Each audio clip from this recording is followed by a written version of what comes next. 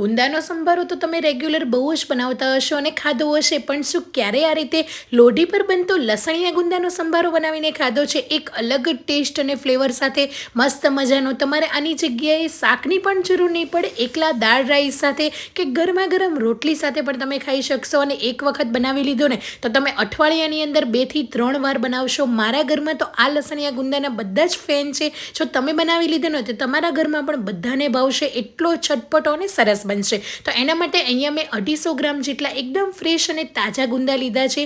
ગુંદા અત્યારે માર્કેટમાં સિઝનમાં છે. એકદમ મસ્ત મજાના ગુંદા મળે છે. તો આ રીતે ગુંદાને લઈને ઉપરનો ભાગ આપણે કાઢી લઈશું. પહેલાં ગુંદાને સરસ રીતે ચેક કરી લેવાના. કોઈ સડેલા કે બગડેલા ગુંદા હોય તો એને આપણે કાઢી લેવાના. અને આની અંદર જો પોચા કે ઢીલા પડેલા ગુંદા હોય ને એ પણ આપણે કાઢીને અલગ કરી દઈશું. અહીંયા મેં બધા જ ગુંદાને ઉપરનો ભાગ કાઢીને સરસ રીતે સાફ કરી લીધા છે. હવે આપણે એક બાઉલની અંદર એડ કરી દઈશું. હવે જે ગુંદાની ચીકાશ છે ને એને આપણે કાઢવા માટે પાણી એડ કરીશું અને થોડું એવું મીઠું એડ કરી લઈશું. અને સરસ રીતે મિક્સ કરીને એને મીઠાવાળા પાણીની અંદર 5 મિનિટ સુધી રહેવા દઈશું. જો તમે આ રીતે ગુંદાનો સંભારો કે ગુંદાનું શાક બનાવતા હશો ને તો ગુંદા જરાય તમારા પણ ચીકણા નહીં થાય અને ગુંદા એકદમ સરસ મજાના છૂટા અને ક્રિસ્પી રહેશે. તો આ રીતે ગુંદાને પલાળીને 5 મિનિટ થઈ ગઈ છે. હવે કાઢીને એને કોઈ પણ કોટનના કપડા પર રહેવા દઈશું. પંખા નીચે તમે સૂકવી શકો છો. અને જો તમારે ઇન્સ્ટન્ટ તરત જ બનાવવાનો હોય ને તો આ રીતે કોટનના કપડાની અંદર થોડા એવા હલાવીશો ને એટલે સરસ રીતે એનું પાણી એબ્ઝોર્બ થઈ જશે અને ગુંદા તમારા મસ્ત મજાના સુકાઈ જશે. તો આ રીતે એકદમ કોરા ગુંદા કરવાના છે. જો પાણીનો ભાગ હશે તો તમારા ગુંદા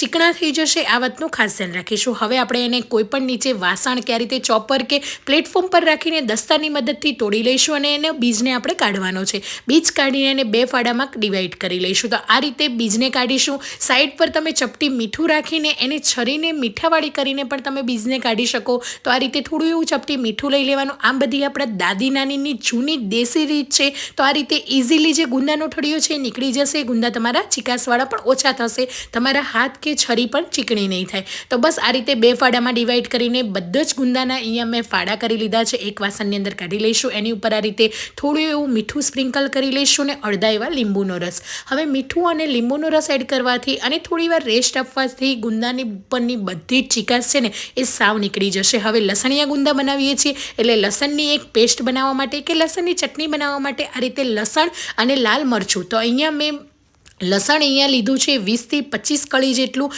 અને લાલ મરચું બોટી 2 ચમચી લેવાનું છે. તમે તીખાશ ખાતા હોય એ પ્રમાણે લઈ શકો અને તીખું ના ખાતા હોય તો કાશ્મીરી મરચું પણ લઈ શકો. ચપટી મીઠું એડ કરી લઈશું અને આ રીતે ખાંડી લઈશું. એકદમ મસ્ત મજાનું ખાંડવાનું છે. એકદમ ઝીણું ખાંડવાનું છે.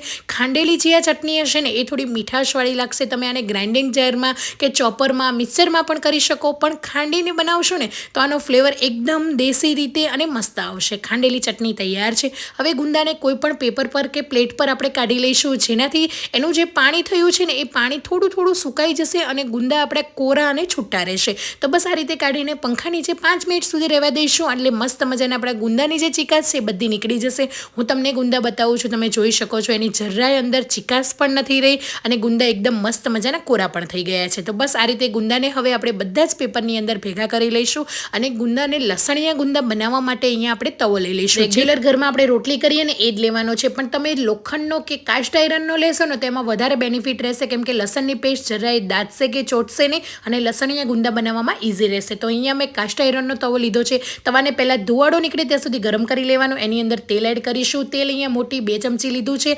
એની અંદર અડધી ચમચી રાઈ અને જીરું એડ કરી લઈશું. રાઈ સરસ રીતે ચટકવા લાગે અને જીરાનો કલર થોડો એવો બ્રાઉન થવા લાગે ત્યારે 1 નાની ચમચી આખી મેથી લઈ લઈશું. આખી મેથી એડ કરવાથી લસણિયા ગુંદાનો મસ્ત ટેસ્ટ આવશે. સ્કીપ નહીં કરતા. જરાય તમને કડવી નહીં લાગે પણ એને ફ્લેવર સરસ આવશે. એને તેલની અંદર સાતળવાની છે. જો કાચી રહેશે તો તમે જ્યારે ખાશો ને ત્યારે તમને કડવી લાગશે. એકદમ બ્રાઉન કલરની મેથી થઈ જાય ત્યાં સુધી લો ગેસની ફ્લેમ પર રહેવા દઈશું. એ પછી આપણે 1 ચમચી જેટલી હિંગ એડ કરીશું અને જે આપણે ગુંદા કોરા કરેલા ને એ બધા જ એડ કરી દેવાના છે. હવે આ ગુંદાને મેં આ રીતે મીઠું અને લીંબુમાં ઉપર એડ કરીને પલાળેલા. તમે આને છાશ કે દહીંમાં પલાળીને કોરા કરીને પણ તમે લસણિયા ગુંદા બનાવી શકો. જો તમારે એવી રેસીપી જોઈતી હોય તો પણ મને જરૂરથી કમેન્ટ કરજો. તમારી સાથે હું એ પણ રેસીપી શેર કરીશ. અને હા, ગુંદાની કાચરીની રેસીપી જોઈએ તો અત્યારે ગુંદા સિઝનમાં છે, એ પણ મને કમેન્ટ કરજો, એ પણ હું તમારી સાથે શેર કરીશ. હવે મીઠા લીમડાના પાન, અડધી ચમચી હળદર, તીખા લીલા મરચાં એડ કરી લઈશું અને લો ગેસની ફ્લેમ પર ગુંદાને સરસ રીતે સાતળી લઈશું.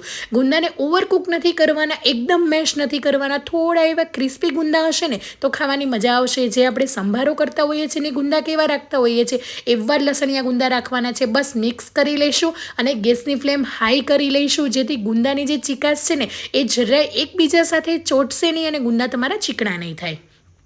તો તમે જોઈ શકો છો, એક સાઈડ જો કૂક થવા લાગ્યા હોય તો આ રીતે એને ફેરવતા રહીશું, જેથી ગુંદા ઉપર નીચે સાઈડમાં બધેથી એકદમ મસ્ત મજાના ક્રિસ્પી થઈ જશે. તો ગુંદા ક્રિસ્પી થઈ ગયા છે. હવે આ રીતે સાઈડમાં ગુંદાને લઈને વચ્ચે આપણે જગ્યા કરી લેવાની છે અને ગેસની ફ્લેમ એકદમ લો કરી દેવાની. ગુંદા સાઈડમાં આવી જાય એ પછી વચ્ચે જો તમને એવું લાગે કે તેલ થોડું ઓછું છે તો અડધી ચમચી એડ કરી દેજો, અને જો તેલ વધારે હશે તો તમારે કોઈ જ તકલીફ નથી. તેલ થોડું આની અંદર વધારે જોઈશે, કેમ કે લસણની પેસ્ટને આપણે સાતળવાની છે. હવે જે બનાવેલી લસણની પેસ્ટ હતી એ તેલની અંદર એડ કરી દઈશું અને મસ્ત મજાની સાતળી લઈશું. તો આ રીતે લો ગેસની ફ્લેમ પર તેલની અંદર લસણની પેસ્ટ સાતળીશું અને જે થોડું ગુંદામાં કાચું પણ હશે ને એ સાઈડમાં ગુંદા છે ને ત્યાં જ મસ્ત મજાના કૂક પણ થઈ જશે.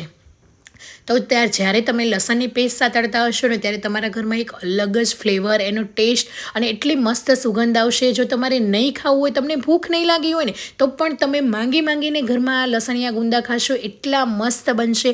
લસણની પેસ્ટને તેલ છૂટું પડે ને ત્યાં સુધી એને સાતળવાની છે, આ વાતનું ખાસ ધ્યાન રાખીશું, કેમ કે લસણનું કાચું પણ હશે તો પણ ખાવાની મજા નહીં આવે. એટલે લસણને એકદમ સરસ રીતે કૂક કરી લેવાનું છે. તો મસ્ત મજાની લસણની પેસ્ટ સતળાઈ ગઈ છે. હવે સાઈડના ગુંદાને પેસ્ટની અંદર મિક્સ કરતા જઈશું. તો તમે જોઈ શકો છો કેટલો મસ્ત મજાનો ગુંદાનો કલર પણ આવી રહ્યો છે અને ગુંદા લુકમાં પણ એટલા મસ્ત લાગે છે. એને ચેક કરી લઈશું. પ્રેસ કરતાં એકદમ સરસ રીતે પ્રેસ પણ થાય છે, એટલે આપણા ગુંદા પોચા પણ થઈ ગયા છે. એકદમ મસ્ત મજાના લસણિયા ગુંદા તૈયાર છે.